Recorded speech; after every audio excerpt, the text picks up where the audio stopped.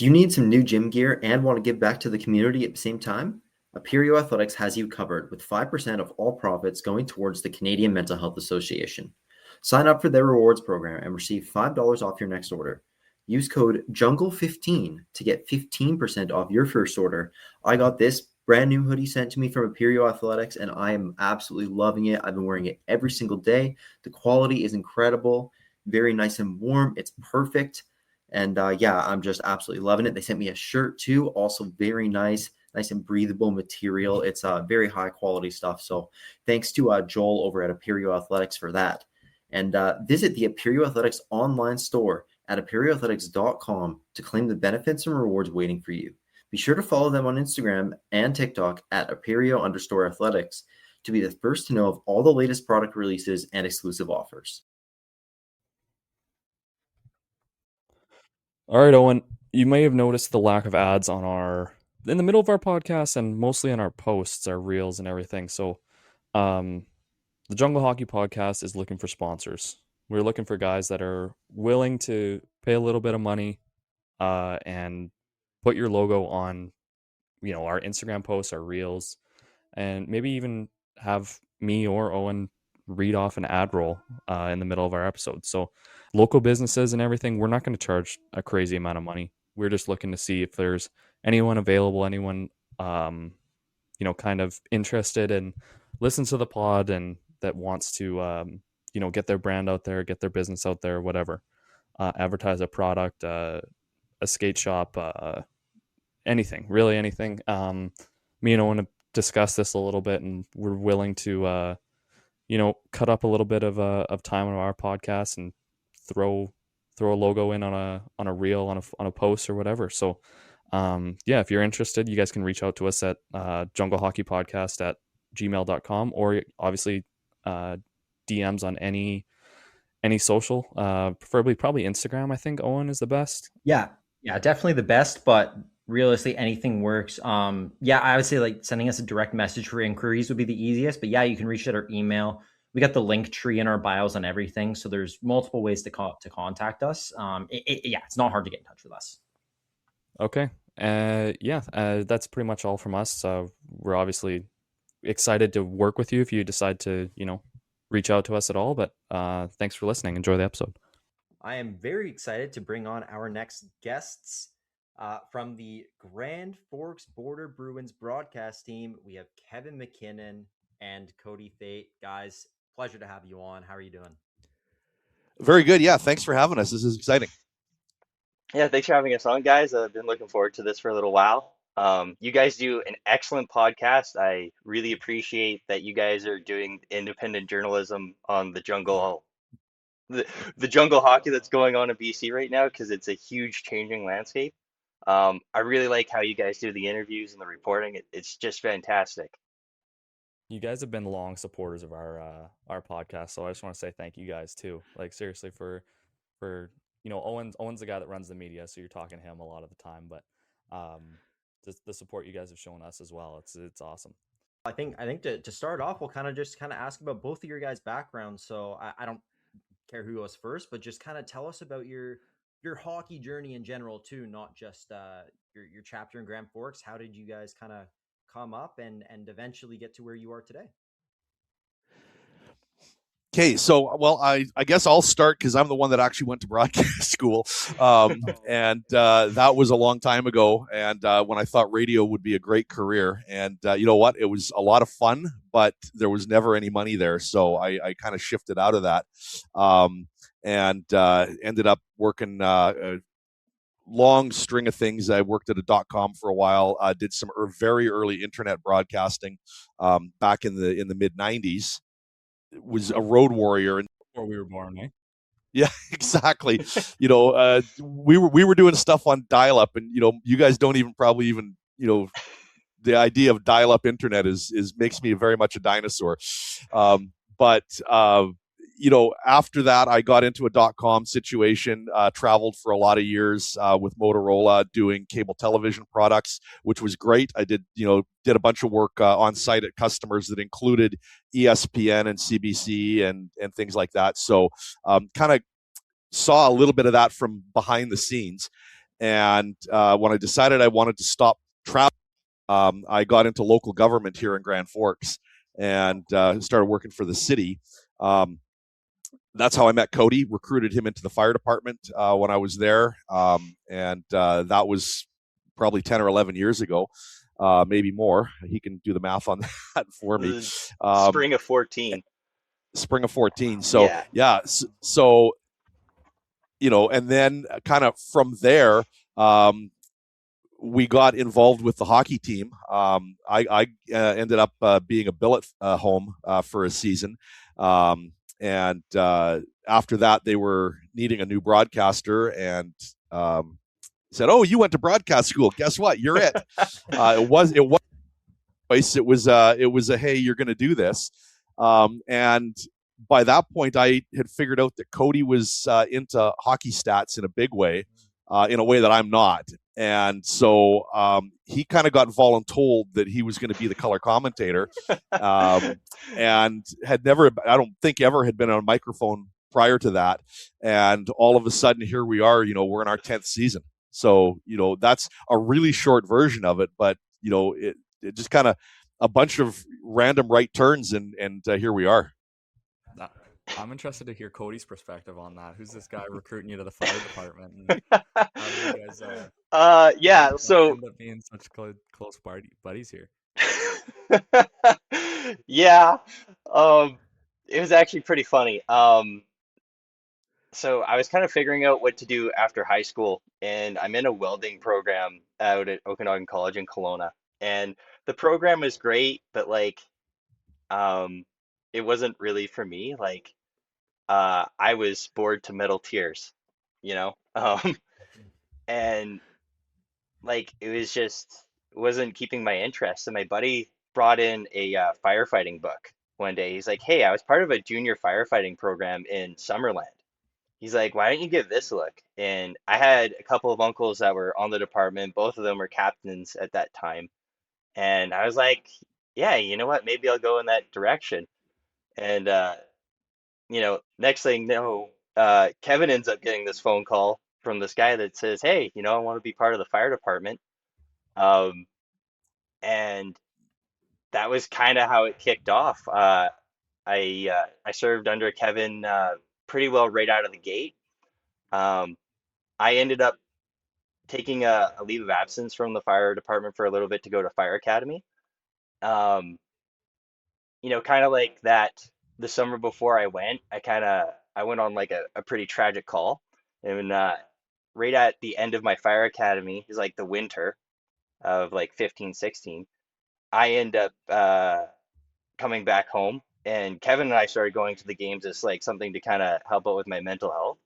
And part of like my mental health being shaken is I actually had a bit of a stammering issue when we got on microphone, which is really funny when you think about where we've ended up now.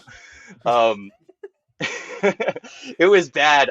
Like I remember the idea of taking over play-by-play in our first season was just like 100% no. Like for me, it was just there was no way. But I liked the stats. I liked checking out where guys came from, how the teams were assembled. And when Kevin and I were sitting in the stands and watching the Bruins come into ascension to being a playoff team after, what was it? I think it was 97 to 2014. They were a dry team, like no postseason. Yeah. And Kevin and I, because he was a billet dad at that point in time, got invited to ride the wave, and that's kind of how it kicked off. That's crazy. Well, thanks for sharing that, because that's quite an incredible way for it to happen, like being a part of your mental health and just the way it was able to help you, and now the way that you guys are able to help the team in the league. It's pretty awesome to hear. So, yeah, thanks for that. I mean, I think next then just kind of what's it been like for you guys? Obviously, you said you've been doing it for like over 10 years now. Is that what you said? This is our 10th season. We thought it was last year, but we actually redid the math and went, no, it's 10 years this season. Okay, great. Well, yeah. So, I mean, just what's it been like? Obviously, some crazy changes with not just the league, but with your team as well. It's been quite an incredible journey. So, just what's it kind of been like for you guys over the past 10 years? Do anything you want to add there? I'll say this. Back when I started in the league, Grand Forks was the place to go to get banished, away from like our coach used to throw, oh, you go play in Grand Forks, you don't want to lay that hit. Go play Yep. for Grand Forks if you want to go turn the puck over. And then all of a sudden, you guys last year end up beating us in the finals. So I just want to know just the level that you guys have advanced and the amount of investment into the team too with the new ownership and the way that everything's gone. So it's a great question. It's a super loaded question, but yeah, just Yeah, how does and that come to you guys? I think from our perspective, we came in. We started doing the broadcast the year after the 19-year playoff drought was broken. We're on our third coach, but the first coach was Emery Olson, and he beat the playout drought, and then kind of got us involved in a more meaningful way. I think probably back in those early days, the guys that were doing the play-by-play didn't interact with the team or the players much. They showed up, put a headset on, called the game off of a sheet of paper, and that was it. We really started getting more involved with talking to the team before the games, after the games. Got to know the players. Obviously, I was billeting, so I also had players around the house, and that gave us a kind of a different level of connection to the team. But yeah, over the years, we kind of saw the shift where the Border Bruins for a long time, and the history is unfortunately it's more, but it's still there a little bit. People go, oh, the Border Bruins. No, you don't. They're that team that never wins. It was like, well, wait a minute. That was almost 20 years ago. That was a different time and a different place. But as you're saying, Joe, when the coach is saying, hey, you know what, you're going to go to Grand Forks if you don't want to do that. Even by then we'd broken the playoff drought, but that reputation still stuck around, and it stings a little bit when you look back and say, hey, the team in the last 10 years had one bad season, and it was right after we did the change of ownership, new coach, no returning players. That was a tough season. That 1 year we had 5 wins, but 21 1-goal losses. Like, it wasn't that bad. That's crazy. Right? I mean, 5 is lousy on any stat sheet that you're talking about, right? But 21 1-goal losses, there was a lot of close games. And I remember, because what ended up happening is, like, for us to get on the board and into the broadcast is that AGM, the summer after the playoff run, after our first playoff run, the success of the team didn't jive with the direction of the board that was in place at the time. And what ended up happening was a full overturning of the board. There was no returning people that next season. And so when they were looking for directors at large, I threw Kevin under the bus by voting him in to get considered. And I remember when I did it too, because when I did it, Kevin turns to me and he's looking at me kind of like, he's side-eyeing me like, what did you just do? And when it came for him to accept, he's kind of sitting there for a minute and he goes, I accept. And I think at that point in time, he had already knew what was going to happen with the broadcast. And he's like, that's coming around full circle. I know. You know what? I'll honest, I at that point did not know what was going to be happening with the broadcast, but I did know that there would be revenge at some point, and drafting you was, as it turned out, the appropriate way to do it, and it's worked out. Yeah, no kidding. Well, that's awesome. And then, like you guys said, change of ownership. I've heard from guys on the team, like, well, we interviewed Levi Astle and Tyler Burke last year, who great guys, and oh man, is Astle putting up numbers again this year. But and they said that the new ownership and Coach Dave have just been instrumental in their success. And so I kind of just wanted to ask you guys about that when the new ownership change happened, when Dave got brought in. I don't know the exact timeline if that all happened at once or not, but just kind of what, how did it progress over time, and what changes have you seen over the past 5 years or so? So during that era of time, because I ended up on the board as well, in their second season. And Kevin, I think you were vice president, and league and our governor at the time? I definitely was the governor. I don't recall. I think I did do one season as vice president out of the 3 or 4 years I was on the board. So yeah, I'm sure it happened, but I don't recall exactly which year it was. So we saw a lot of success with Emery. When Emery moved on to take his junior A opportunity back east, he gave us two proteges to look at and bring in. So we brought in one of them, and he came in, was a part of the team, and great guy off the ice, very personable. Um, I think there was a little bit more to the job than maybe he had thought, and we started to see in that kind of second or third season with him the decline of the team. Plus, we're heading into the COVID season, and our funds as a board were we were making it season to season. Um, but like we had a number of expenditures, like we had bought in a bus during that time. There were certain things that needed to be upgraded and changed. There was a lot of financial constraints, and basically when we got hit with the COVID um, pause in the seasons, it was going to be pretty tough for us to start up if we didn't make a change. Um, and I remember Kevin and I's first game. There was 50 people coming to watch the game. 5-0. That's it. That was the attendance. Wow. Like you could hear the guys coughing in the stands. Like, Yeah. By the time we got towards the end of board ownership, we started around about what, Kev, 250 was probably our Yeah, we average were probably attendance. 250, 300, which I mean is still not a stellar number, but it's a big improvement from the 50 diehards that had been with us for through all of that stretch. When the change of ownership happened, or when the privatization happened, you know, we heard good plans. We liked what we heard. There was that little niggling voice in the back of my head that was like, people kept this operating as a community-owned club for 50 years, and you're on the board, and you're one of the ones that couldn't keep it working, and you had to sell it off and privatize. Right. And it's a completely, like, it's the wrong thing to go with. But in my mind, I just kept thinking about the legacy of all of the people before us, and that was going to come to an end with the privatization.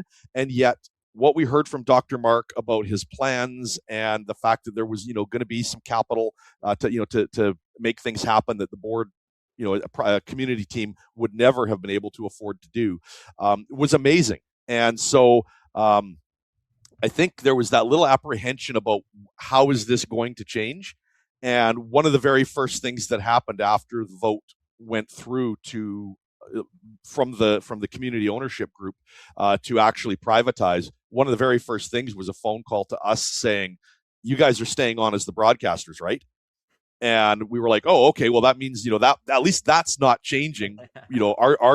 Our jobs are secure, and it's been great ever since. So just there was that one little bit about did we fail the team by not being able to continue at a community owned? And once that speed bump was gone, it's been great ever since. That's awesome. Yeah, it was like that first season. Mark came in and he built the dressing room. Second season he came in, we built the Jumbotron. Was that the second season, Nope, Kevin? we did the gym first. Jumbotron was the year after that. We did the gym the second season. We do the Jumbotron the third. And this year we did the Players Lounge. So one major project a year essentially, and the overall goal is that when we have players coming down the halls of the Grand Forks Border Bruins locker room facilities, we want those players to feel like they're getting a dub-like experience. Right. That's the whole idea. And Joe, you've been in Grand Forks. You get that long tunnel, even as the visiting away team, right? Where it's like, boom, you walk in and then there's the crowd. Yeah. Right? It's like it's boom, Yeah. you walk into it. And it's really cool to see our barn from being one of the least liked experiences in the KI to being one of the most loved. Right. I I do actually, going back in the vault of my mind, I do remember the significant change when the ownership turned around and when the investment started coming in, and I was like, oh my, I didn't know the behind the scenes things of it, obviously, and I was like, oh, like maybe Grand Forks is gonna turn, but I could not have imagined the level of which to go and win a KIJHL championship and to go and win a provincial championship after that. Um, I guess it's skipping a couple years here, but like, I guess fill in the blank there from there to be able to field a team of players that are able to be as dominant as they were, like to sweep the Grizzlies in the finals, and then to go on and essentially dominate a really good PGHL team in Ridge Meadows. So you guys had a great AVU. What did you guys see that was different from that year compared to kind of the past and how everything came together there? Well, and there's so many key critical factors that happened along the way. First and foremost, I think Emryo Lawson deciding to go to Grand Forks and try and bring the team out of the basement, way back in the day. I think that was a key critical component because he took virtually nothing and made it into a playoff team where we beat Castlegar and went up against Beaver Valley. Unfortunately, to be swept, but you know, we were a playoff team at that point. That span went from I think the 95-96 season all the way to 15. So, long time out of the playoffs. I think the board, when Kevin got onto the board and they had that whole transition, that was another big boost in the right direction. Um, and at that point, things had changed. Like, I got to do a big shout out to the Nelson Leafs and the Castlegar Rebels and the Beaver Valley Nighthawks, because in those days when we were turning the program around, like they would send cuts our way, and we got good cuts too. Oh, I bet. You know, like we got a starting goaltender out of Nelson one time. We got a couple of good guys from the Beaver Valley Nighthawks, and I can't remember who they were exactly offhand. Um, but those teams really supported the Bruins coming out of the basement, and I think that they deserve a big shout out there. Um, as we headed into COVID, things changed. Emery Lawson, he had moved on into his junior A opportunity back east. And, you know, the program was about to go through a huge change once again, right? Because we were, going through the COVID years, it was a financial struggle for the board to keep things going in the forward direction. And, I think it's just like what Kevin touched on there, where you don't want to be the board that sold the community team, but Yeah. Mark Sincaric comes in and he's like, "Hey, I got a vision, I got a plan. This is what I would like to do." And he came in, we sold him the team, and he did it. He's done everything that he said he was going to do. And the cool part about Mark is that this is this is just like one other step because he believes in building the Grand Forks community. Like, because he's one of our local doctors. Like, Okay. he brings intern doctors here all the time to train them. Like I think we're on the higher end of producing I get interns, Oh yeah. medical Okay. Yeah. interns. Yeah. And Mark does a lot of that training. He does so much for the community of Grand Forks that people just might not see or realize unless you're kind of like a little closer to him. Uh, but what he's doing with the Bruins is just one other step of the other things he's got going on for the community as a whole. And, he's made so many great investments, right? He came in and he got Dave. Dave brought in a handful of other people along the way. So, like, first and foremost was big shout out to Rob of H&H. That's our charter company. Okay. Yeah. Uh, Rob is so cool. He's got some connections to the Kamloops Blazers, and so the Bruins bus is actually the Kamloops Blazers' old bus. Oh, cool. Oh, and it's so deadly. Like, and all the seats in the Bruins bus are custom embroidered in like this really nice Kamloops Blazer logo seats, like all the way Oh through. yeah. Dude, it's such a deadly bus. Oh, I bet it And sounds sick. so even better for like Rob hooks up this big air horn system, and it's for victories on the road, essentially. And man, he loves blowing the horn when we got a good victory on the road. It's so cool. Rob is one of the deadliest bus drivers, operators that I know of. He's just fantastic. And then, so as the program really kind of starts going along in Dave's first year, he recruits Ray Wark, right? That was Dave's first captain in his first year. And Ray's dad, Sonny, really well connected in the hockey world in Alberta. Really just a nice, wonderful person. Um, you know, Sonny kind of believed in our program so much, and him and Dave's had some conversations. Sonny ended up becoming our head scout for the program. Oh, wow. So when we recruited the playoff running team, like that was a lot of that was Sonny, a lot of that was a handful of other scouts and recruiting guys that we got going on. And I just can't remember everybody's name at once. Um, but Dave brought in slowly over time and made some more acquaintances, and he built a team around himself to help the hockey team be able to function. So, you know, all those little changes, and then another big major one was Taden Woods coming in to be our assistant coach. So super cool thing. Taden Woods actually played for the Castlegar Rebels when he was playing in the KI, Okay. and then Dave recruits him to come back to Castlegar to play for the Selkirk Saints. So Woodsy was one of his guys, right? As Dave was going through, BCIHL? yes, thank you, the There we go. No BCIHL. worries. So when Dave and Taden were going through their tears through there, that's kind of how they started to build their friendship. And Woodsy goes off to college and does his thing. They stay in contact, and next thing you know, Woodsy comes back as our director of player development. And you know, Mark's been supporting the team by building one major project every year for the club. You know, first year was dressing room. Second year was our workout facility. Third year was the jumbotron and all those upgrades. And in the fourth year, we just got a really nice player lounge. Um, you know, so I don't know if this is the mantra that Mark's working by, but if you build it, they will come. And certainly, Dave and Mark are building something special in Grand Forks, I think. Yeah, it really is. It's the culture, and every team, every coach, every dressing room has its unique culture.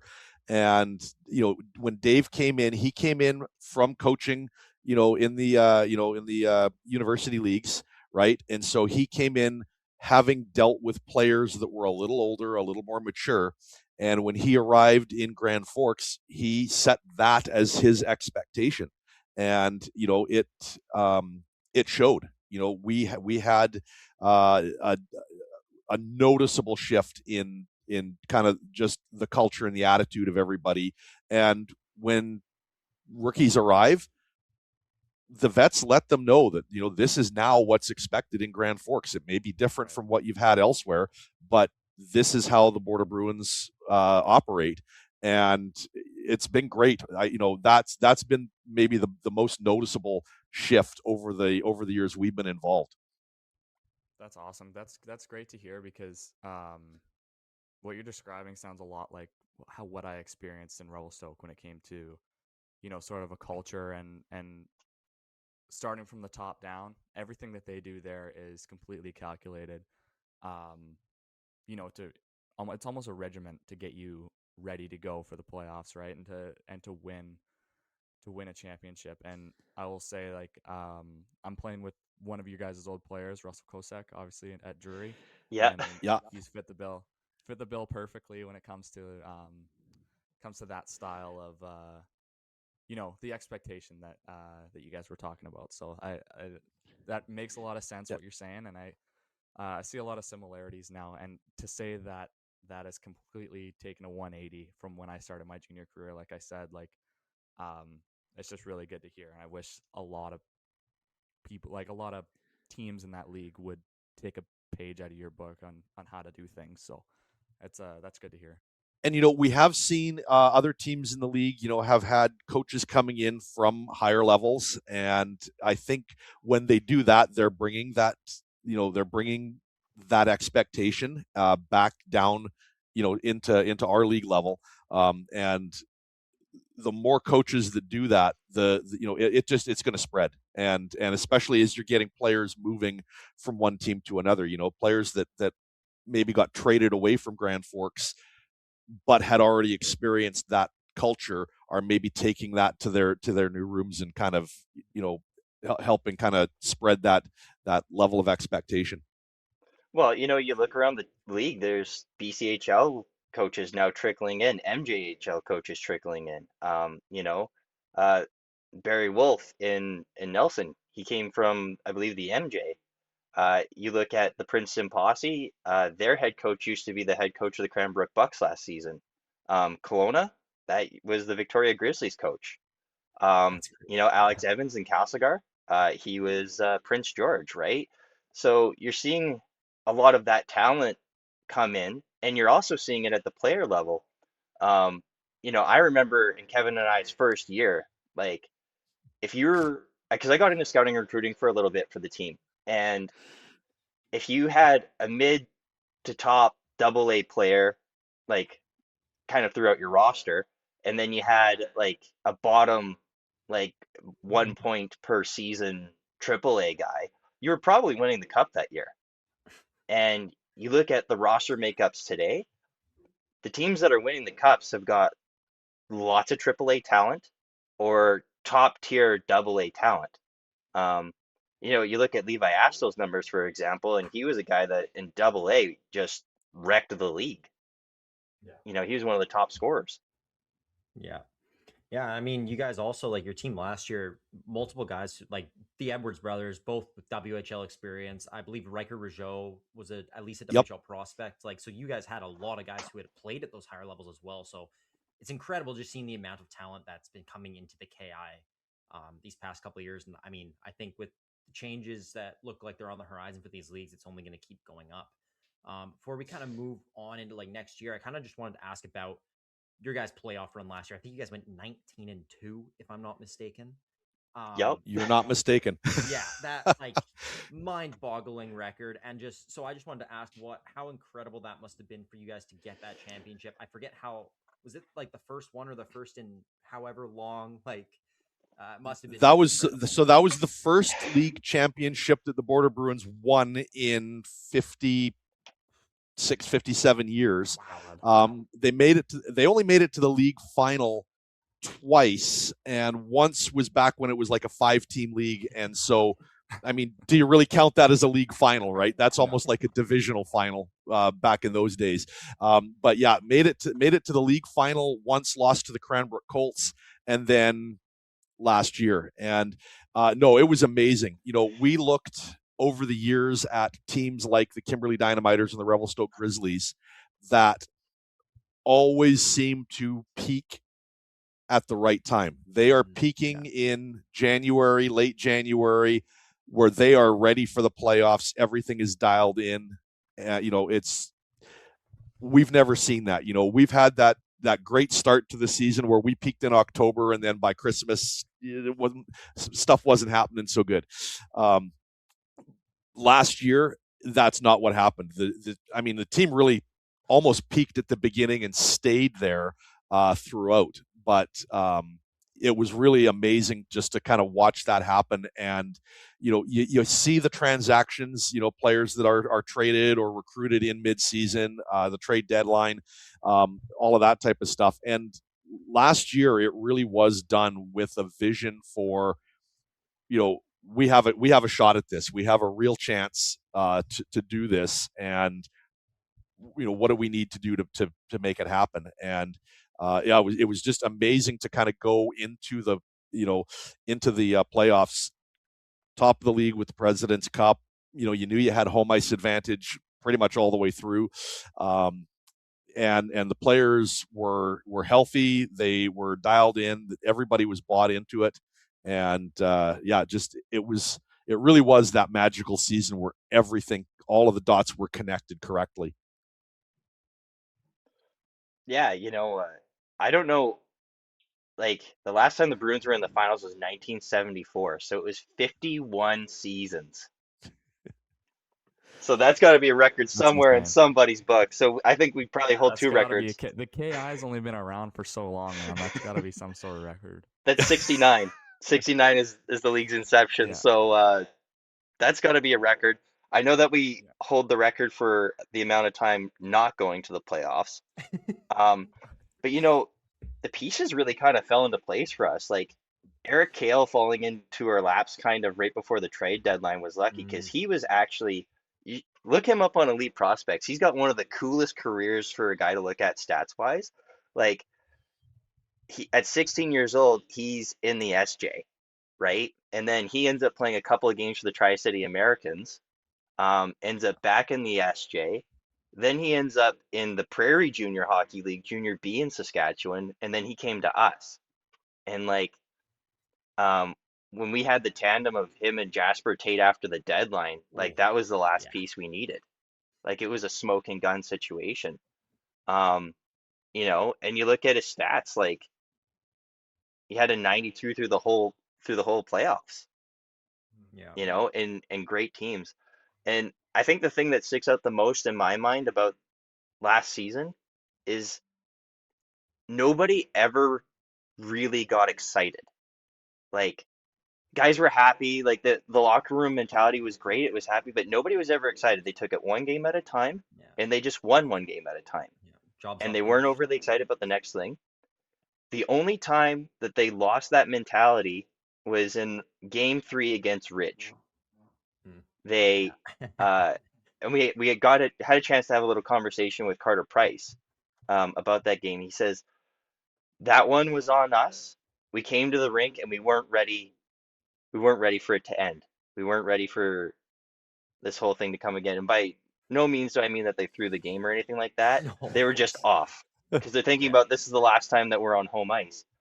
And then they lost that game and they came back and they went, okay, no, we got to strap on the skates here and get this one. And, um, you know, really everything that came along with that was just a coincidence of the mentality. All right. Gotcha. We were never aiming at the President's Cup. I always thought it was a curse, man. That's the one thing in the KI I never won, was the President's Cup.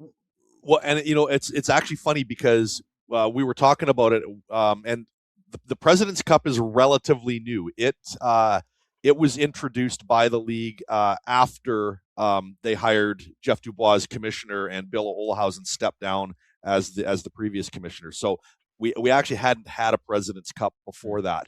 So you don't have that history, but is we believe that last year was the only time that a team got the President's Cup, the divisional championship, conference championship, league championship, and the Mowat Cup or the Cyclone before that. Like it's never happened that one team got like the whole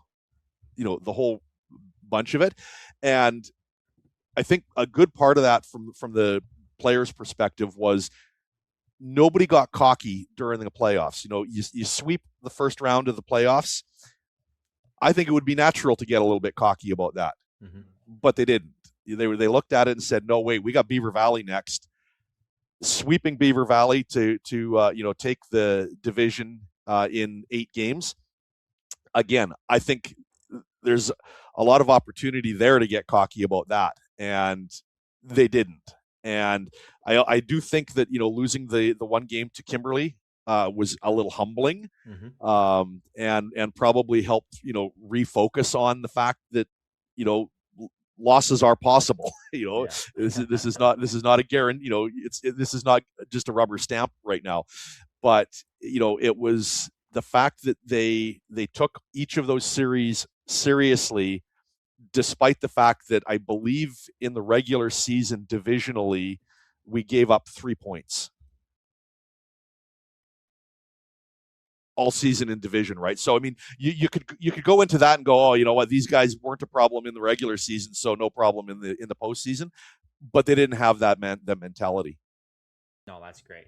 Obviously, very, very important. It shows. The 19-2 thing is just mind-boggling. But yeah, like I said, like when you have to go through that adversity, like a loss to Kimbo, that's obviously huge for the team to realize they're not invincible. The jaw-dropping moments that make hockey, hockey. Experience them all with DraftKings Sportsbook, an official sports betting partner of the NHL. Missouri listeners, listen up. DraftKings Sportsbook is now live in the Show Me state. New customers, this one's for you. Bet just $5, and if your bet wins, you get $200 in bonus bets instantly. Download the DraftKings Sportsbook app and use code THPN. That's code THPN to turn $5 into $200 in bonus bets if your bet wins. In partnership with DraftKings, the crown is yours.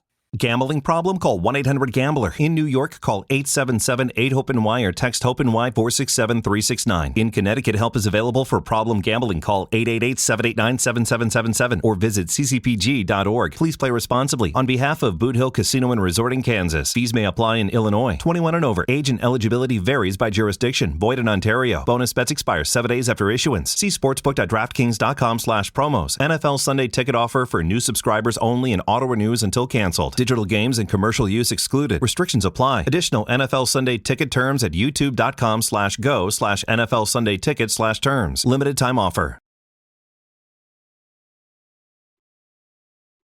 Like that game 4, it against Ridge was unbelievable. Like it was back and forth, and then all of a sudden it was a blowout. There was chaos at the end of the game.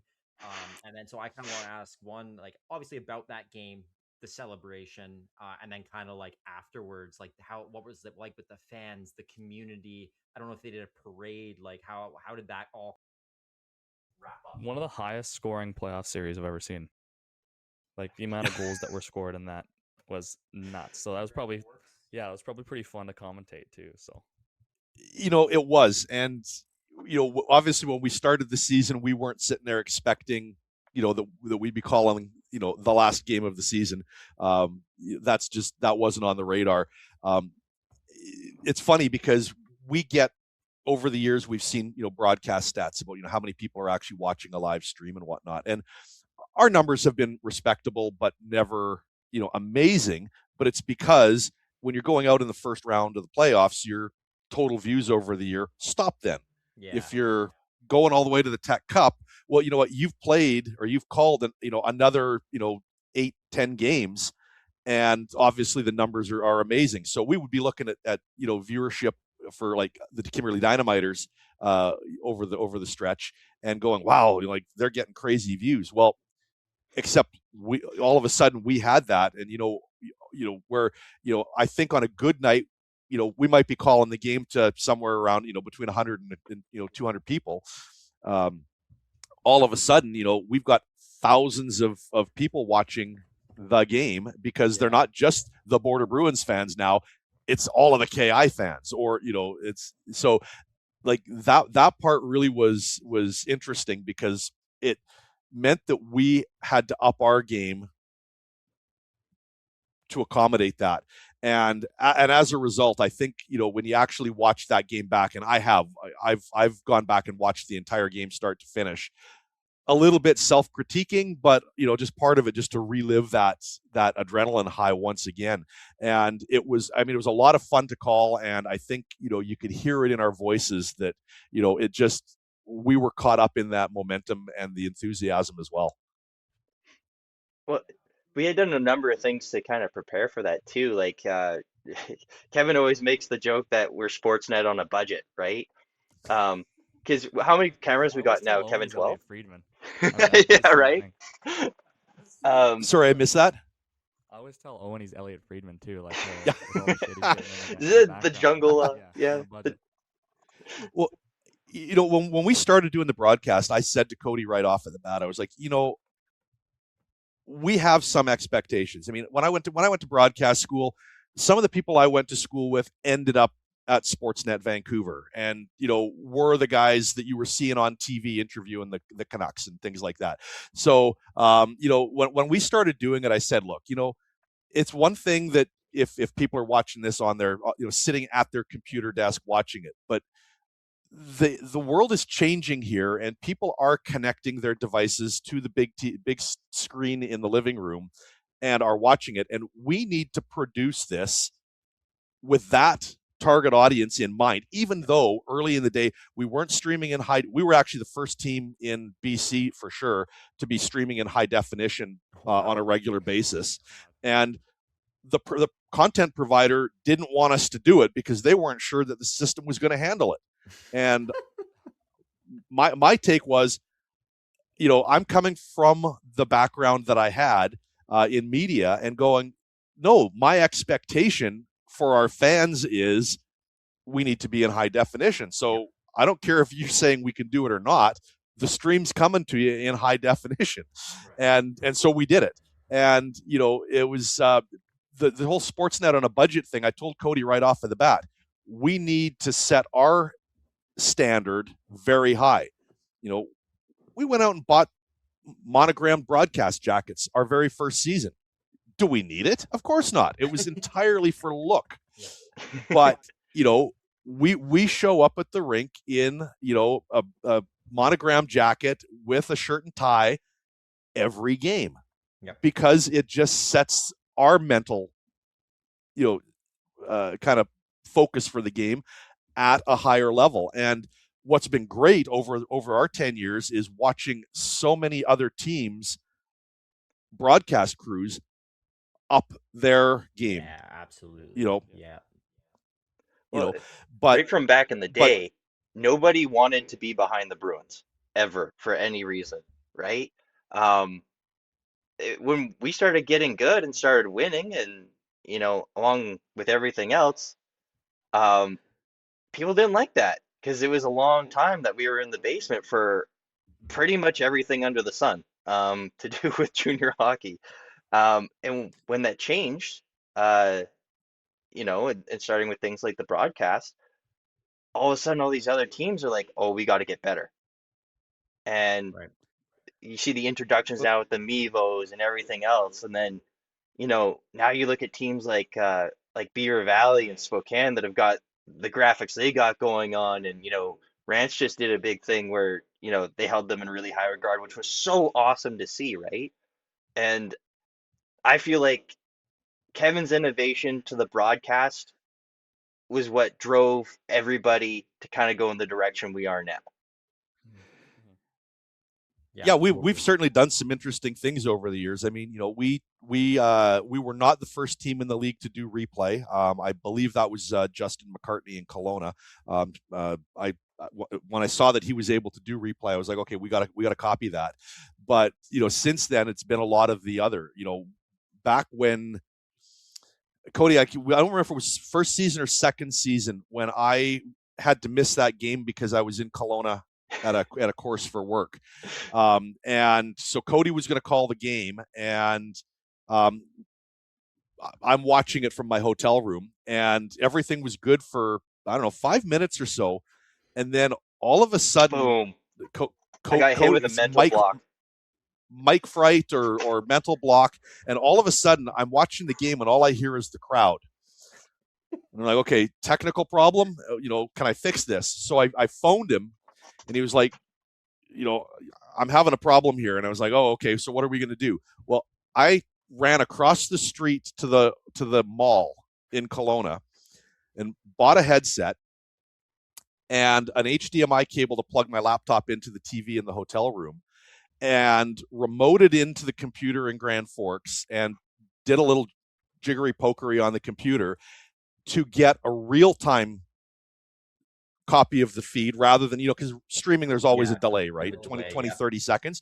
So I'm getting a real-time copy of the stream. It was about a half a second delay. And with a headset from a hotel room, I called the game from there. Now, that's crazy at any level, but if you think about it, that was pre-COVID. Once COVID hit, all of a sudden, the professional broadcast crews were calling games off of TVs in, from back home. They were calling road games, but nobody was doing that back in those early days. And it got us through a game, but it was basically what we've got a certain, computer equipment, and we've got certain software that's available. What can it do? Not just what does it do, what are we already doing with it? What can we make it do? And every year we try to add something to the mix, and that's, where we are today is not where we were in year 1 or year 2 by any stretch, right? But it's just a case of, every year add something. And, we were the first to have, goal cams and the replays on the goal cams and, that type of stuff. Now, we don't only produce the live stream. We're also responsible for the Jumbotron. They're separate, by the way.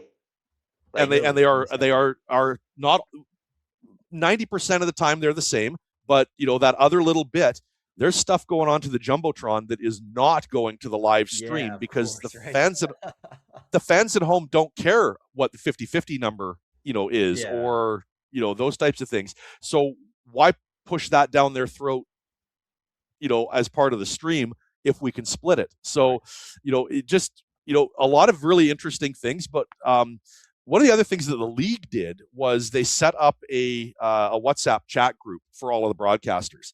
And we had tried to do this, I don't know, 8 years ago, but about 3 years ago, they got it going really well. And, now sometimes you're getting the, hey, how do you pronounce some name that's not on a pronunciation list, right? That's good.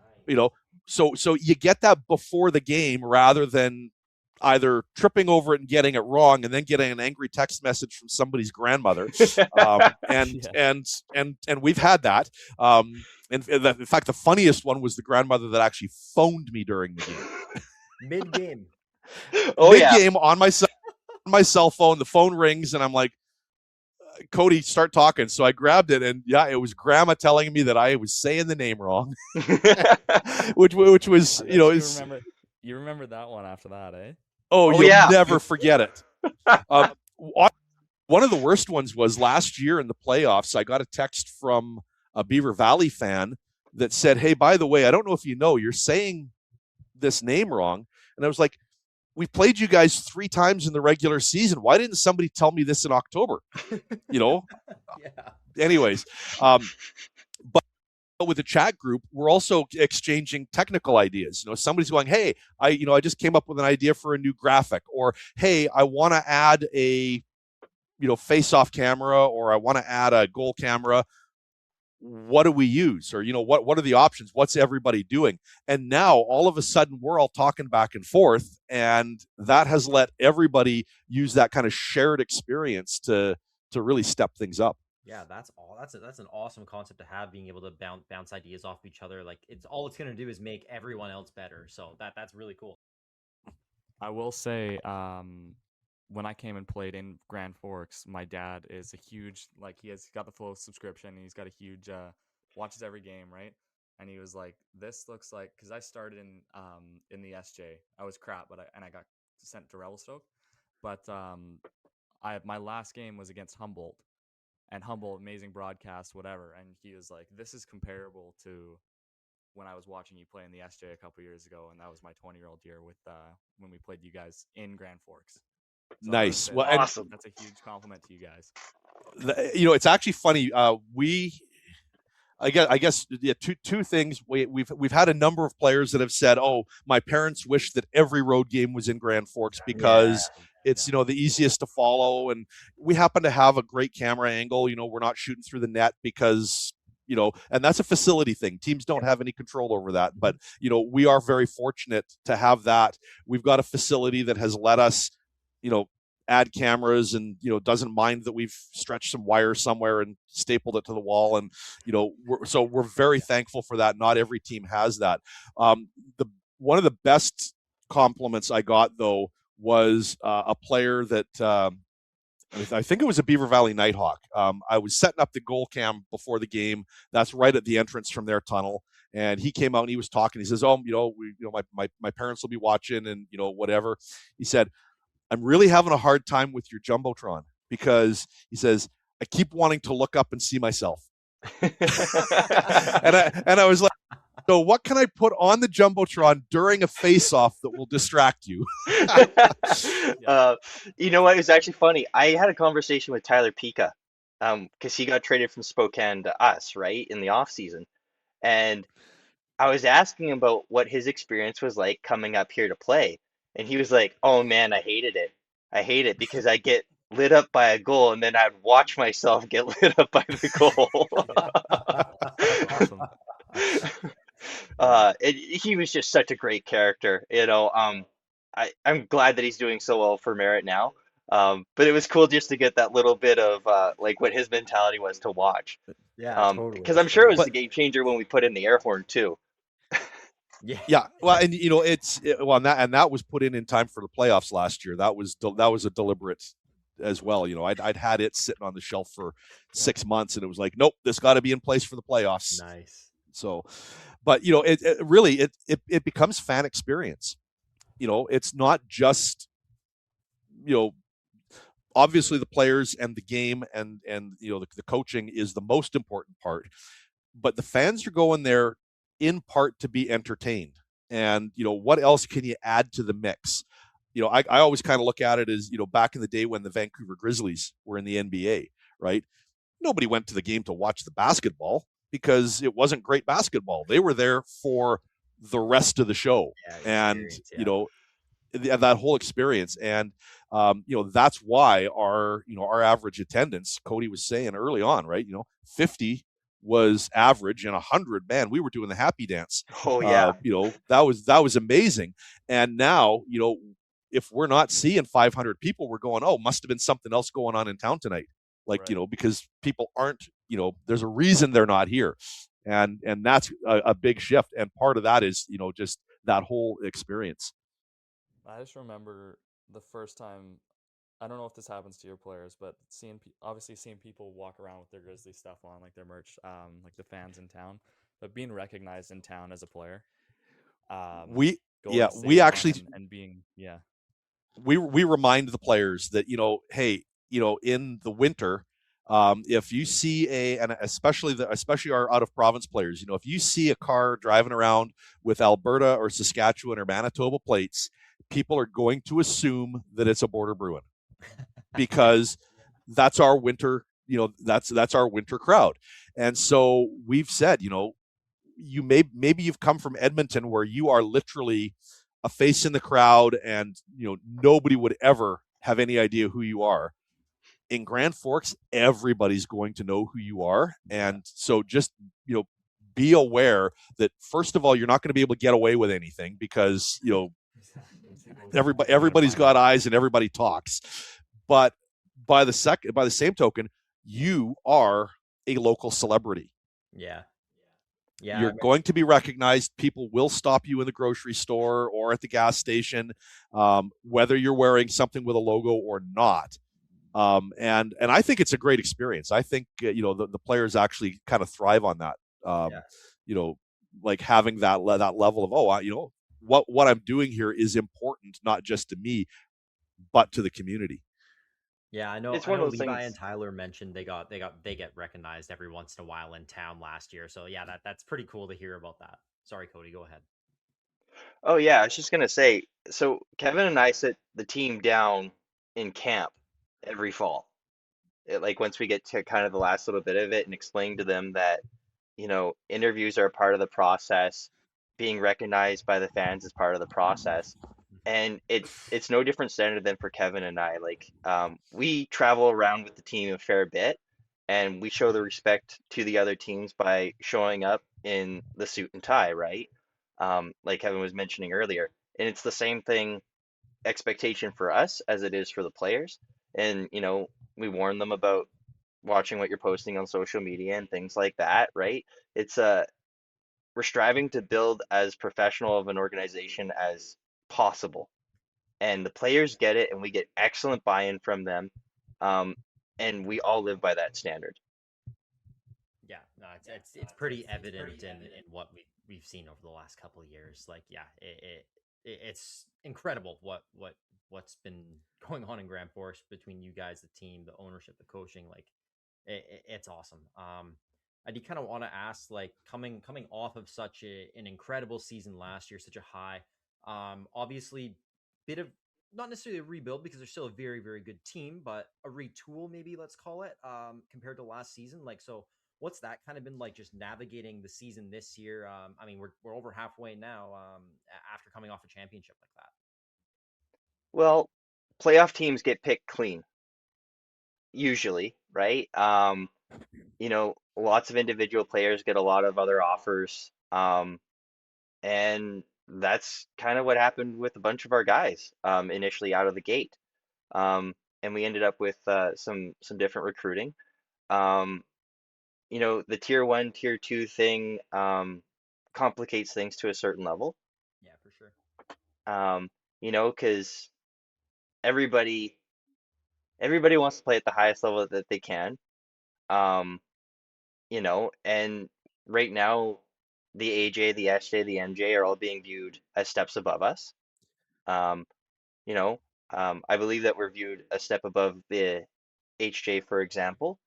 But we're kind of an awkward middleman in that sort of sense. I think that there might have been a few players that were intimidated to make our team. Uh, in the sense, why would I want to play bottom six in Grand Forks when I could play top six elsewhere? Um, Right.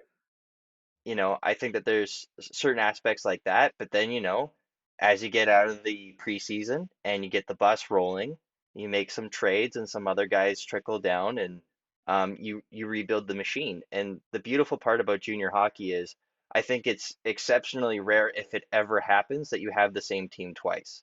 Oh yeah. You have 20 bums, guys move on. Other guys go to school after the run.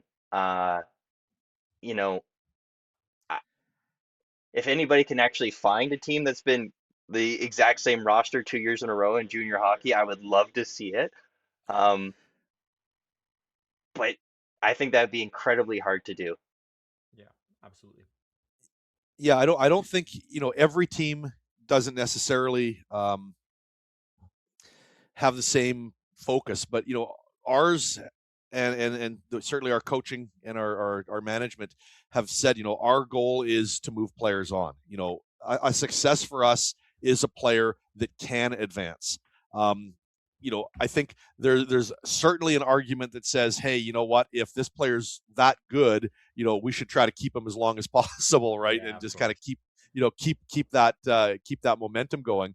But realistically, a success for us is a player that can advance and go play at a different level or go on to university or whatever. And so the changes that we saw, obviously we had our 20-year-olds that aged out.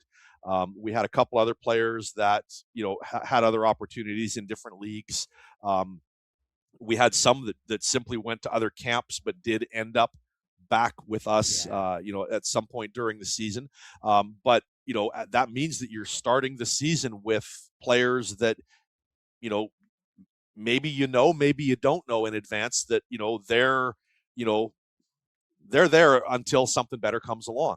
And that's it's probably one of the parts of the back end of the game that I like the least, right? Is the idea that, you get to know players that are putting in their heart and soul into it, but maybe, just aren't quite the piece that you're looking for in a particular role, and have to move on. But as a result, every year there's that certain amount of retooling or it's this year was definitely not a full on rebuild, Yeah, no. but the good part was that we had enough of our vets back that the culture came with it. We didn't have to rebuild that part of it. We had all of these great new faces coming in. Some of our rookies are amazing, but they came in and were immediately immersed in the culture from last year. But we were talking with the coaches before the holiday break, and it was a really interesting conversation because it was about reminding the players, and especially the new players, that this is not last year's team. Don't be spending too much time looking in the rearview mirror at last year's team and their successes and what worked and what didn't, and don't dwell on that. Find your own, Identity. find your own, Yeah. find your own identity for this year's team.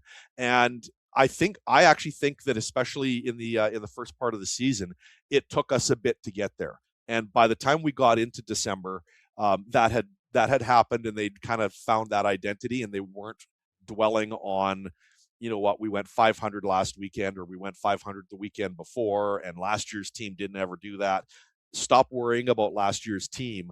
Focus on this year's team. And as a result, I can't remember if we're at a 4-game winning streak or 5 right now. Cody, you probably know, but it's, you get that little identity correction, and just things are starting to click together better again.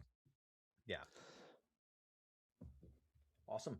Well, I mean, I don't have a ton else to ask you guys questions wise. I know you guys might have some other things you want to talk about, so I'll hand it over to Joe to see if he has anything else, and then if not, we'll open the floor up to you guys. I'm just interested to hear what you guys have to say. Yeah, I guess I'll talk a little bit about what happened in regards, like, with me being so camera shy and stuff like that. Right before I end up going off to Fire Academy, I had like the worst week in firefighting. Like, I think a lot of people chalk it up as a bad week.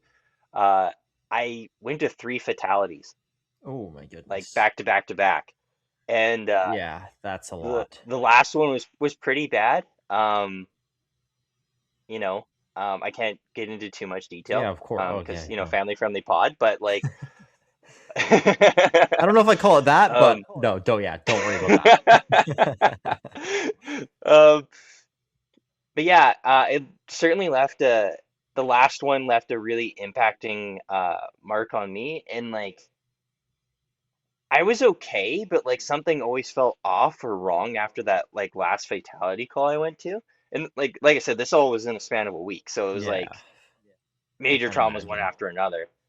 And um and our mental health program was just starting to kind of get developed at that time, which everybody's like 2015, like that's, come on, right?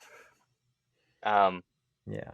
but it takes time to catch up. And so I have I have the fatalities, and then I got deployed over to Rock Creek because they had that major fire that went through the town of Rock Creek at the Mm-hmm. same time.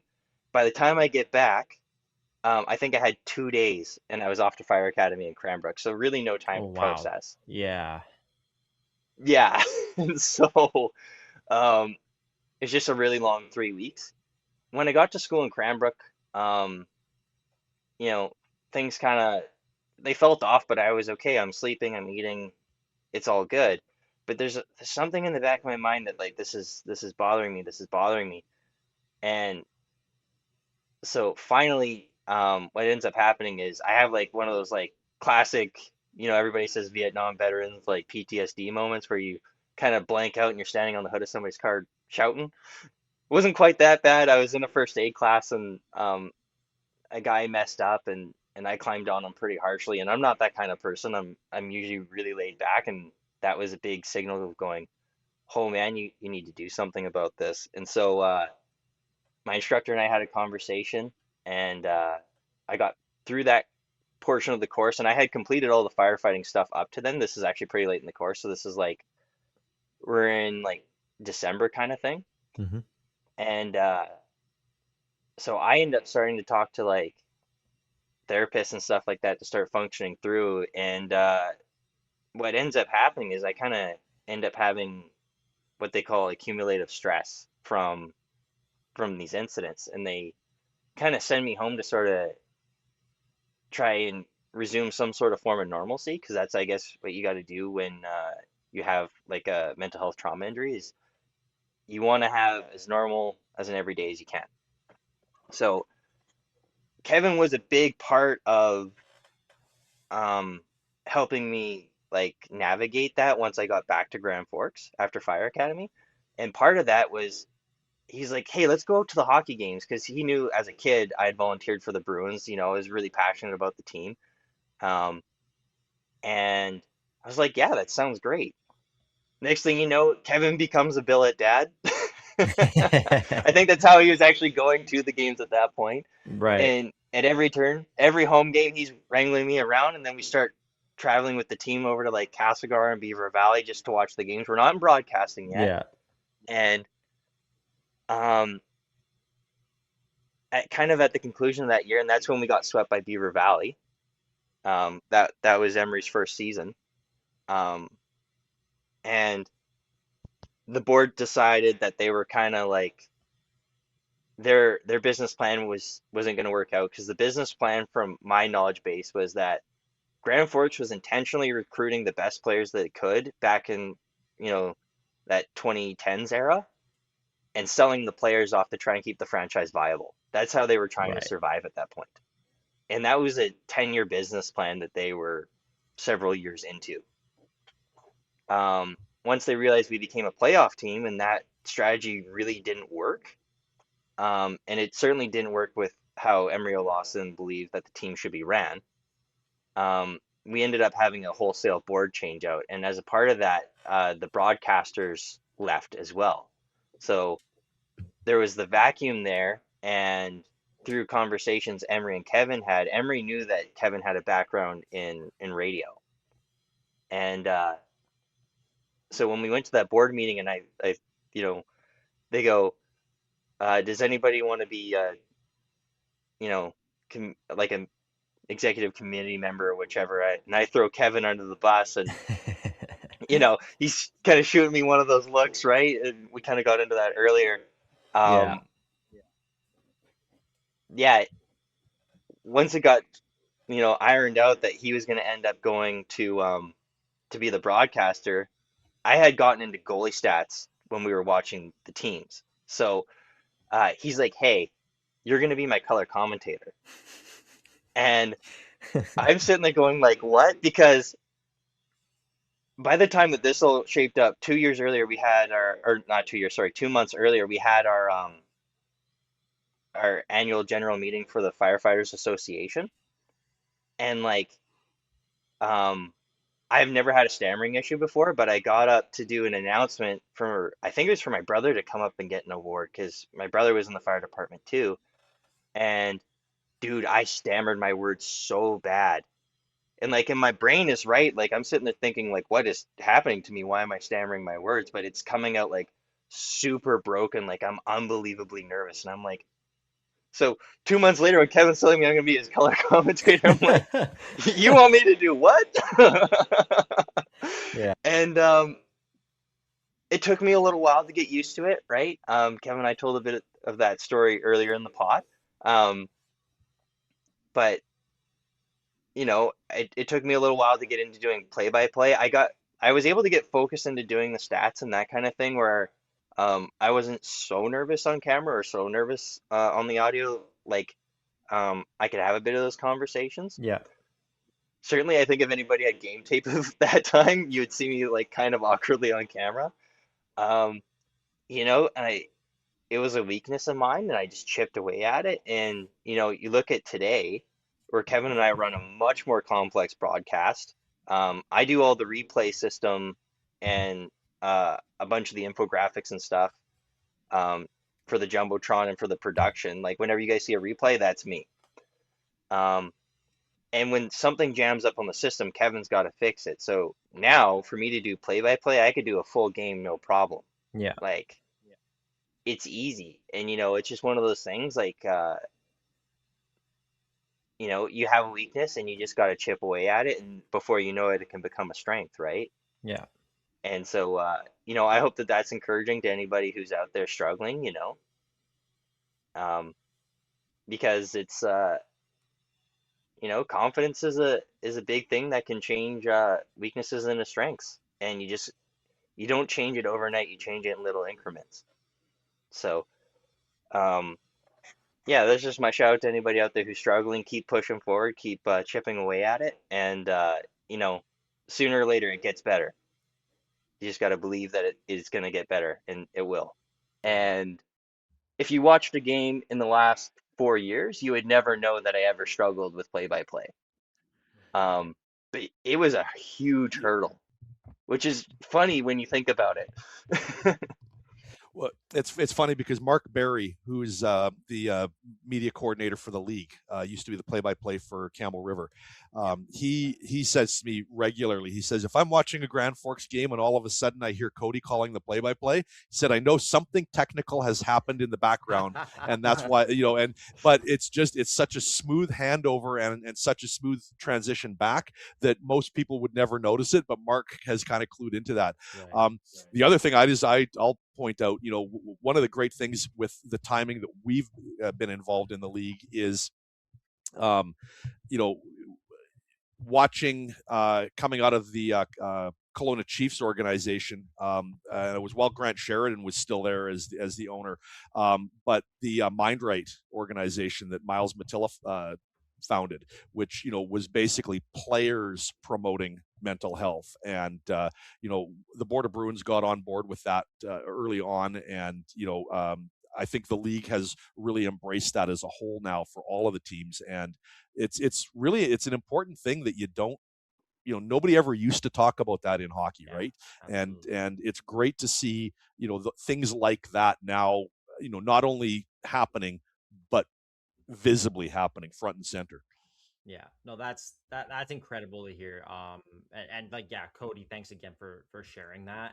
And yeah, it's just good to hear guys actually talk about it and know, it's okay to not be okay and to talk about your struggles. And I think a lot of guys, like, especially the last year or two, kind of talking to guys my age who have been out of junior for a little bit now, like, I never realized how many dudes were struggling at times. And whether it was hockey related or not, I think so many of us, myself included, probably could have benefited from talking about it. And I think initiatives like what you're talking about and focusing on mental health in sports is so, so incredibly important. And something, Joe and I have been big on as well. And so thank you guys so much for talking about that. I think that's really a big thing. Yeah, and it affects us all, right? Like, um, and I remember going through it. It was like you were thinking that if you ever came out and talked about it, like that'd be it, the end of it. Like you would never be able to keep going in your desired path or whatever, especially in like, I made a career out of emergency services. So I spent 9 years firefighting. 2 years of them were full-time career. Um, and I've been in the military 7 years. I started off as a combat engineer. I'm a medic now, and 2 years on with BC Ambulance. So, uh, just because you're going through mental health struggles or hurdles doesn't mean that's the end of a career path for you if you don't so Of choose course. that, right? So, Owen, this was something I wanted to ask you, and I was thinking about this. Um, you know, do you think that with how the KI and the PJ have elevated, there's more fans coming to games now in the league as a whole, there's more viewers on the broadcast, and how that affects kids' mental health, do you think that that pressure kind of weighs on them, I mean, like yeah, the I think players? I think in some cases it could. I don't know if I mean, I would say it's more than anything with just like social media, like stuff getting posted, obviously. Like I think that pressure, um, guys wanting to, I don't know, be a star of the week or make the team of the week, things like that. But I don't think I mean, I was playing 2 years ago, and I never felt that. It's probably different in the KI, but I think that is something over the next couple of years, especially as it becomes like the tier 1, tier 2 thing, and as this league progresses, I think it's probably something that will and can be more, in pressure inducing. But I don't know if it's quite as yet from that Okay, perspective. I okay. mean, there's still tons of other things that guys are dealing with while they're playing in these leagues, but I don't know if that exactly is affecting guys yet. Maybe in certain places though. Because, I think about it like, you know, for this level of pressure where the camera's on you, and now like you have like you guys got the jungle pod, which this is super cool that you guys do this, and then you got Rance and you got the sniper out there, right? And Right. Yeah. There's been a gosh, lot man, more the last like 2 years, to be fair. Yeah. yeah, right.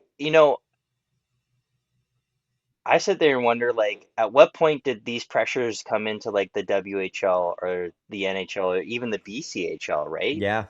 Um, because certainly once you get to that certain popularity level, these things come along. And, some people love them, some people hate them, and that's the beauty of the game and the culture that surrounds it, right? Yeah, no, 100%. Yeah, I completely agree. So it'll be kind of interesting to see how that progresses and if that does become something. But hopefully the leagues will be able to set up resources themselves, even for guys in the future. I think that'd be great. Definitely. And, any players or even personnel working for the teams, if you're struggling, tap into those mental health resources. Yeah, You know, for sure. the change in your quality of life, man. Like some of those therapy sessions that I went in for when I was really struggling, you come in feeling 2 feet tall and you come out walking like you're, 7 feet tall. You just feel larger than life, Yeah. you know? And not even because they're gassing you up, they just have a different perspective on things, and you're like, okay. And then you start adapting that mentality and you start feeling better. So if you're thinking about doing it, do it. Um, Yeah. and I'm gonna ask you guys about your experience about the last time you were on the ice for your junior teams. But I just want to mention first, I remember, um, I think it was Dave's third season or second season, Kevin, when Ray Warwick and Ethan Shabansky were done in Bruins colors. They were moving on to hockey. And that playoff series, we got swept by Beaver Valley in four. And Yep. I remember those guys taking several laps out on the ice when it was all said and done for the final time. And just to see how moved they were that junior was over, you know, it's not something that a lot of people talk about or think about. And I just want to hear what your guys' experience was. Owen, your last time on the ice with the Outlaws, and Joe, your last time with the Revelstoke Grizzlies. What was that like for you in the aftermath? Very, Oh, and very different ours experience. are ours are very different. Yeah, I'll say that because Owen, you can go first here, but ours are almost polar opposite type situation. Yeah, so I mean, so obviously my 20 when I was 19 actually, we had I think 16 20-year-olds on our team. Like our entire roster had been there for at least 3 years together. Like I know you're talking about teams that have never been together. We never had the exact same roster, but we had a good 3 years where it was just about. So obviously an incredibly tight group, and yeah, that 19 year we played Ridge in the first round. I think we were the 3 seed, they were the 2, and like we thought we were better than them that year. Um, and I don't know. I think we lost game 1, won game 2 in Ridge, and we were like we got them. We were up 4-0 in the first in game 3 in Mission, and we ended up losing 5-4 in overtime. And then game 3 we got I don't know lost like 5-2 and then or whatever we were down 3-1 going into Ridge. So, at this point, most guys probably think it's over. We're up 2-1 with 6 seconds left, and one of our D-men ices the puck. And they ended up scoring with 0.2 seconds left to tie it. And then we lost. The game ended at 1 a.m. We lost in quadruple overtime. So we played 7 periods of hockey. And that was my 19 year. But at that point, I thought I was done that year. I didn't think I was going to play my 20 year. Because it was like that was the group I had been with. It was going to be a whole new team next year, and I didn't know if I could do it. And then yeah, so that was that. So that was really like maybe the more heartbreaking one, where it was like the whole team. We didn't leave the rink until 2 a.m, like just taking pictures and hanging out, and so that honestly is probably more of like that experience you guys are talking about with like your 20s taking the laps. But then my 20 year again, we played Ridge in the first round, which they're my nightmare. And like that year it was like we barely squeaked into playoffs. They were dominant. Thank goodness Joe ended up taking them down in the Moat. But yeah, so we were down 2-0, and I came down with the 105-degree fever.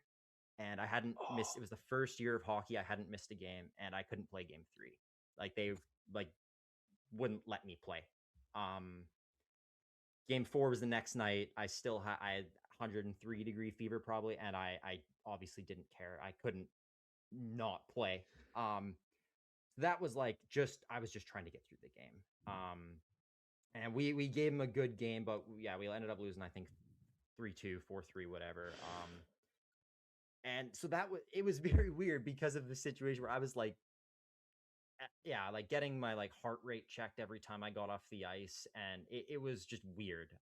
Not how I would have really wanted it to go, but at the same time, we had, a real, again, like for such a young team and a new team, we got tight quick, and I felt like going out in mission instead of trying to get a trade at the deadline and go somewhere else was what I ended up really wanting to do. I was there 5 years. So looking back, like I'm not as satisfied as the way it ended competitively, but I feel pretty fulfilled with my time there. And I as far as I wouldn't change anything besides like the winning. But yeah, like it was tough. You don't really, it doesn't sink in for a while. It didn't really sink in until the next year when you don't show up for camp. So I know for Joe, like he ended up going to college, play college hockey at Drury, so it's very different. But yeah, for me, it was it's so difficult ending it all and that while afterwards. But sorry, I ended up getting a bit long winded there, but yeah. Yep, that's I think great. that was good. That's really I great. think that's a good. Especially stuff like that. It slowly sinks in. It never gets you all at once. Like I was telling you, when I went on that bad call, it didn't creep in for like 4 or 5 months later when I went home. Yeah. So what you're telling me about it didn't sink in until you get to camp next year? Yeah, man. That is when it gets you. It's never right away. Yeah, for sure. And Joe, you I guess for me, it's not over yet. Like for me, it was junior though. junior. Last junior game. I mean, you guys won the ball. Right. Yeah. So I know what you mean with the laps. Like, so obviously that year, my 20-year-old year, I was blessed enough to come back and be one of the 5, because in the PJ, there's no cap on 20-year-olds, right? I was blessed enough to come back and be one of the 5 20s in Revelstoke, that were essentially invited back or wanted to come back or whatever. But yeah, we ended up making a pretty good run. I think my oh shit moment was we played Princeton in the semifinals and it went to game 7. We were up 3-1 and it was in game 7 and we had a team meeting and all the 20-year-olds just got up and said their piece and they said, you know what, everyone needs to pull their weight. Everyone needs to know like this could be our last game and I don't want it to be our last game. And I think to go to Princeton and then get a 6-3 win in game 7 and end their season was one of the coolest feelings ever. I mean, to see their guys just be absolutely devastated because, obviously looking across the way, we're so happy, but to see them be kind of crushed, you just wonder what's going through. And obviously what Owen has just described, what they were going through at that time. But yeah, and then to go on to Fernie, win the league, and then end up the first Moet in however long. Like that was the year that they switched it from the Cyclone to the Moet Cup in Kimberley. So that was amazing. But just doing the winning in overtime, I think was pretty amazing. Beating Ridge Meadows and beating Owen's nemesis there in overtime on the power play. A little bit of a dodgy penalty call in overtime, but you know what? That's what ended up happening, and to see our guy bang it in front was huge. And then yeah, I couldn't control it. I was bawling my eyes out right away when I got that cup and I was lifting it around. I think that's probably one of the only times I've cried that hard in God knows how long. So I completely understand the emotions, and to know that that's your last game in those colors, that last game in those in that jersey is, yeah, it's obviously really hard, but it means a lot to you. And then now, obviously, I just got back from my second year going back to Revelstoke to watch the New Year's game, and it just makes you miss it. Like going back, especially when you're heading back to a town that meant so much to you and was such a big part of your life. It's huge, and yeah. So I think me and Owen have had a little bit of a different sort of relationship with it, but I don't mean to get too long into the story there. But Yeah, I think that's two points to follow up on that. First of all, pardon my lack of research, but was that Mowat win on home ice? That was in Kimberley. Okay. Oh, right, because that was still when they were doing that format. Yeah. Right. Okay. So yeah. So I think from the Border Bruins perspective, winning it in front of the home crowd, was amazing. I want to give full props to the folks in Revelstoke when the Bruins won the Tech Cup. It was a road game, and the fans, the organization, the staff at the arena, like everybody was amazing about letting the team have their moment to celebrate the win, even though it wasn't at home. But for the Mowat to have done it on home ice was just, I think, that much more for the players. I would imagine. I'll tell you a little bit more after we're done recording, but the way I'm really happy that our organization kind of did that for you guys. So that's amazing to hear, to be honest. It was appreciated, and I believe there was a message back and forth between Grand Forks City Council and Revelstoke's City Council, like actually at an official council meeting that kind of talked about the fact that we'd appreciated the rivalry back and forth. I did send a couple of Bruins jerseys up to the Revelstoke mayor that he had to wear at a council meeting as a result of that. Yeah, he and our mayor are good friends. They've known each other for years professionally, and yeah, they had a little side wager going, and that's so hilarious. That's awesome. The background stuff is always plenty of fun because there's so much of that goes on between teams during playoff runs, right? So absolutely. Yeah, lots of fun. Yeah. I don't know. You guys got anything else for us? Do you have a second point after that? I did, and it has completely gone. I lost it. So okay. That's okay. It was probably the more important or the funnier of the two, right? It was the better story, but anyways, it's all good. Okay. Cody? I was gonna say there's one time on the broadcast. I'll tell the funny story, but then I'll go over the other stuff. So Kevin and I were a bit of practical jokers back and forth, and sometimes we have a bit of fun with the players too. And so I already know where you're going with this. I'm going two places with it, and I think you know where both of them are. So in one of our broadcasts, one of our players had gotten a special ticket, and it was something to the tune of like $747. And so we're sitting there in between. It was like a stoppage in play, and they're playing the Steve Miller Band Big Jet Airliner. And I look up at the clock, and it's 7 minutes and 47 seconds left. And I said 7 minutes and 47 seconds isn't. I said that's not a time in a game. I said that's an airplane. And then Kevin looks at me and goes, "Sometimes it's a traffic ticket fine." Oh, nice. And like I wasn't ready for it at all, and I'm dying because you don't want to be unprofessional or laugh on the mic, right? So like I'm red-faced trying to breathe and not breathe into the mic. So I'm like ducked down behind the plywood palace, and that's what we call our broadcast booth, and I'm like just tears rolling down my face because I wasn't ready. That's awesome. That was one of those stream of consciousness moments where I said it before I actually thought about what I was going to say. Yeah, you just it was already out there, and I was like, oh God, I shouldn't have said that. And then I looked over and I went, but I've got to keep talking because he's not capable of talking at the moment. Was that last season? No, that was pre-COVID. I don't remember the exact year. It was a long time ago. It was early days, but it was. And I think we had made the 747 joke a couple of times previously about, hey, 7 minutes and 47 seconds left in the period, and Cody's like, that's not a time, that's a jet airplane.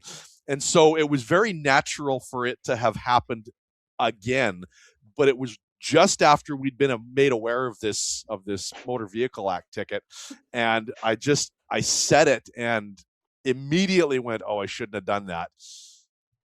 but Oh, that's you know, hilarious. That's really we actually we've got a couple of things back and forth where you'll say something and the other guy knows that there's more to the story or there's a inside joke or whatever, and if you're watching the broadcast, it'll slide by and you won't realize that an inside joke just flew past. But it's a good thing we are not on camera, because the number of times that one of us has had to take the headset off and reach for the mute button is it's been a lot of fun. I love that though. That's awesome. Yeah, I gotta say, you guys have been an absolutely all-time interview here. Oh yeah, this has been unreal.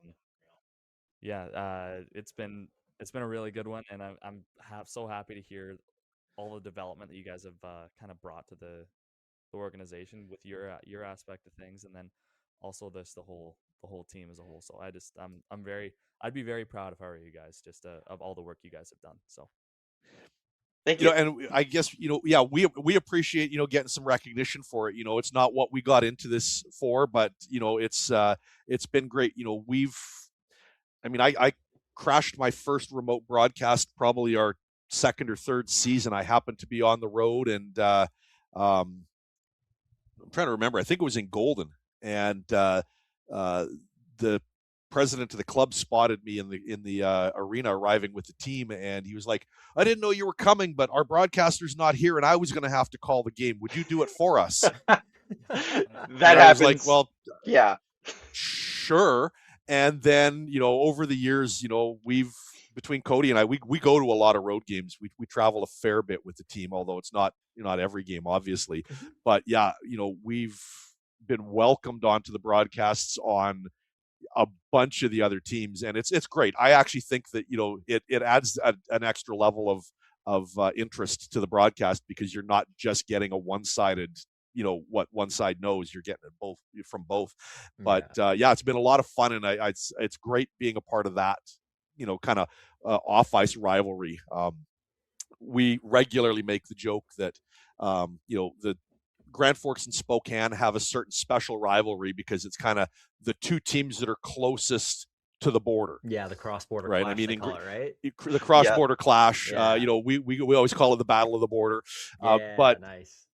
But off ice and behind the scenes, their broadcast crew and ours have had a friendly rivalry going for years about, one-upping, adding some new feature to the broadcast, or, and that's been going on for, God, as long as I can remember, that we've been doing this. That's awesome. And, it adds that much more that the fans at home don't understand what's happening, but they're seeing the benefits of it at the end of it when everybody has kind of stepped things up, right? So yeah, it's cool to be a part of. I will say Spokane's been a huge supporter of us too, so that's right on brand from them. Yeah, it was great. It was obviously they missed a couple of seasons because of travel restrictions and whatnot post COVID and all of that, and that was tough. They have struggled a bit to rebuild from it, but I think are looking pretty good where they're going right now. And it's great to see them kind of revitalized. Yeah, absolutely. I think as that team develops, you're going to see some great things out of them.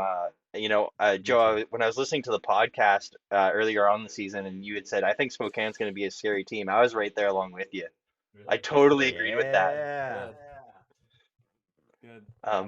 I like it too. And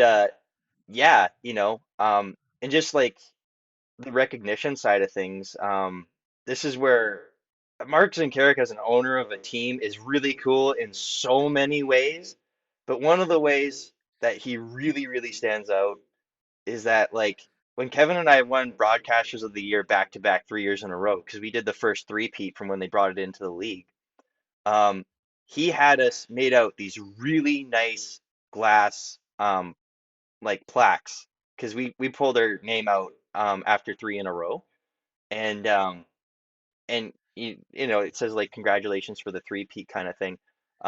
Very beautifully done, very professional. And when the team won everything and they made the championship rings, Kevin and I got to be a part of that too, and we got medals like the team did and everything else. And that just goes back to the team within a team and all that sort of stuff. Like Mark and Dave and Woodsy and Brian and Kevin and I, like we're all a team at the end of the day. And those two guys and Mark and Dave have just really made it such a special experience. I love that. That's awesome. Cody, I just want to make sure you don't have any questions to ask before we wrap up here, because I know you mentioned some stuff from earlier.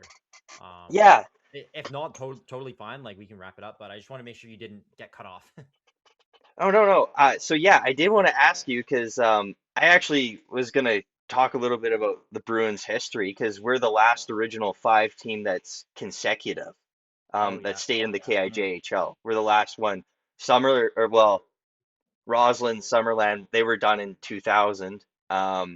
Nelson's come and gone, but they went to the RMJ for a little while, and then the Trail Smoke Eaters, although are still the same team, they're in the BCHL now, right? Um, so yeah, what I was gonna do is I was just gonna kind of talk about some of that, and I was gonna roll it into like I was gonna ask you, Wes McLeod, who is one of your coaches growing up, is now in uh, the head coach of the Merritt Centennials. He's in Merritt. And I was just gonna ask you what it was like to play for him because Tyler Peak is there now, right? Oh yeah. So kind of a cool. What was your experience? What first, Wes is the best. But yeah, Wes is the knowledge he possesses, and like when I had him as a coach, he was I think he was like 26, head coach of like Valley West. Like he was unbelievable, the knowledge he possesses. He was a goalie too, so pretty yeah, he's amazing. He so knowledgeable, still like he'll rip you, but he's one of the boys. Like he loves his players, and it's very evident. But yeah, no, it's all business, on the ice, but he's such a fun guy, and I'm so grateful that I had him as a coach, and just kind of someone who's been in my corner for a long time. He's really helped me out, and he's come on the pod as well. And yeah. So we love Wes, and I'm not surprised at all the success Merritt's having, and I think they're a team that's just going to keep progressing further and further, especially with him behind the helm there. That's so awesome. Like I remember watching Merritt come into our league, and obviously at that time, Kevin and I are ramping up the broadcast, and the Bruins are coming into ascension. And I remember looking up Wes on Elite Prospects for the first time just to see what his record was coming in. And he built some really nice AAA teams Oh that yeah. that did some good things. And I was like, you give that a little bit of time because I think it's pretty difficult to be a first year coach in any league because you got to adapt to the players you're bringing in and the competition that you're facing. I'm like, but you give that a little bit of time, and that's going to be scary. Look at the Merritt Centennials this season; they're on Yeah, a rip, absolutely. you know. And then, Yeah. yeah, Joe, I wanted to ask you a little bit about your reign of terror in the KI. Because you were at the top of those charts, at the same era of Ethan Shabansky, and I mentioned Austin Yeah. Siebel, who's now in Revelstoke, right? He was in the league at that point in time. You saw him lots Just in, watched him score a goal the other night. yeah, He was goalie there. He goal. scored a goal. It was awesome. We're gonna talk about that in our and a fight. We're gonna talk about that in our podcast. But I'm super proud of him. But what was your question? Yeah, I was just going to ask you what it was like to be one of the towering pillars of goaltending in the KI at that time. You're just blazing me, hey? You realize he's now gonna have a T-shirt made up that says "Towering Pillar of Goaltending." Yeah, literally. And then the KI logo on it. No, I don't know. I always tried to. I don't know. You look at my elite prospects. I'm just trying to be as consistent as possible, and Consistent elite prospects of all time. I think it's insane. Even into college, I've put up the same goals against, same save percentage. 0.01 off. Okay, so Last 5 years. yeah, my first year in Revelstoke I had a 931. My second year I had a 931, and my third year I had a 932. It's dominant. Like You improved. slight, like literally by 0.1, like 0.001. And so, you know what? That was like my whole thing was just give the boys a chance to win every night, and then that's all I can do. And I was obviously blessed with a great system, great coaching as well. While I was there, Always had a dedicated goalie coach, always had training to get better, and we grinded there big time. Like that was I know you guys are probably the same, where it's like on the ice as much as possible, hour and a half ice times every day. And I think the whole regiment, the whole thing was keeping us in shape, keeping us ready to go, and then peaking at the right time, like you said. Always, always calculated with everything. RP and George were amazing to us. They treated us like $1,000,000. I mean, as a goalie, I was kind of separated from them because they were more focused on the players a lot, and my goalie coach would, defend me if I had a bad game or whatever, right? But yeah, I think just they play a defensive style of hockey, and I was blessed enough to, kind of feed off of that a little bit, and still be able to perform well enough for the guys there. So that's pretty much my mindset going into that. And just, yeah, I don't know if I'd call myself a pillar of hockey greatness or whatever whatever freaking Cody said, but goaltending greatness. But I'd say yeah, I had some good years there for sure. So Top five, it two was a years good back career to for sure. back, man. Those are Pretty good, numbers. eh? That was top five back to back. Yeah, It's yeah. pretty And hard to argue I with had those results. yeah, it was good. It was do you guys still do it's like goalie of the year, player of the year, everything? The league does, yeah, the league does still award those. That's all done at the league level. I'm not sure. I'm guessing the coaches probably are the ones that send in their ballots and vote on it. But yeah, the league definitely does that. One thing that we never ever did on the broadcast was we were never the ones that picked like the 3 stars of the game. That was always somebody else handled that, and we've just kind of gone along with it. Whereas I know in some of the markets, some of the broadcasters are actually the ones that make that call. But yeah, the league definitely has end of season for best defenseman, best goaltender, right. And I don't think it's 100% stats driven. I think there's some element of the vote as well. Right. Okay, fair enough. Awesome. Well, I'm all out of anything else to talk about. If you guys have anything else, like we're all ears. But if not, yeah, we're good to wrap it up. Yeah, I guess the one thing that's worth mentioning is that 100%. As Kevin and I were kind of setting the wake for the KIJHL in terms of the broadcast, we had some really cool opportunities along the way. Like Kevin said, calling games outside of our own home. We got to call Quesnel, Williams Lake. We've gotten to call everywhere in our division at this point, at least, or commentate on some level. But one really cool thing that's happened for the last 2 years is Kevin and I have gotten invited on to do the Trail Smoke Eaters broadcast in the BCHL. That's cool. That's really cool. And so, you think about what people talk about in terms of getting called up, and it is a different level, when you're going to the BCHL standard. You walk in, they have a professional production room. I believe that they have 4 people running it, maybe 5. There's probably more to it than even that. When Kevin and I were broadcasting there, or when we do broadcast there, there's like 3 people in the booth, and it's me, him, and the guy that's running the stats thing for like the online updating, and that's it. And I don't do replays, none of that stuff. It's just strictly color, and he does strictly play-by-play. And we're sitting there in the intermissions, like feeling like it's such a long time because we're not used to having that level of workload, right? Yeah. Usually, there's no downtime in our intermissions. Yeah, exactly. Kevin's playing advertisements, on the Jumbotron, and I'm looking at the other stuff going on in our league and how it's all intermingling and stuff like that. Like, we're steady working because we just don't have people for that, right? Yeah. So just a huge privilege for the Smoke Eaters to invite us to go and do those broadcasts, and just a fantastic experience. Awesome. Yeah, glad. Yeah, thanks for mentioning that too. That's really cool to hear. Yeah, so it's not just the players that get called up. We do too. That's great. Well, seriously, congratulations, guys, and we're super proud of the way you guys have kind of grown everything in Grand Forks. So just shout out to you guys, and thank you guys for so much for coming. Yeah, thanks. So yeah, much we for your appreciate it. time. Thanks for having us on the podcast. This is awesome. Yeah, Awesome, thank guys. you, and I appreciate your guys' independent journalism into the Jungle Pod. Absolutely. Thank you, guys. Thanks, It means man. a lot. Thank you.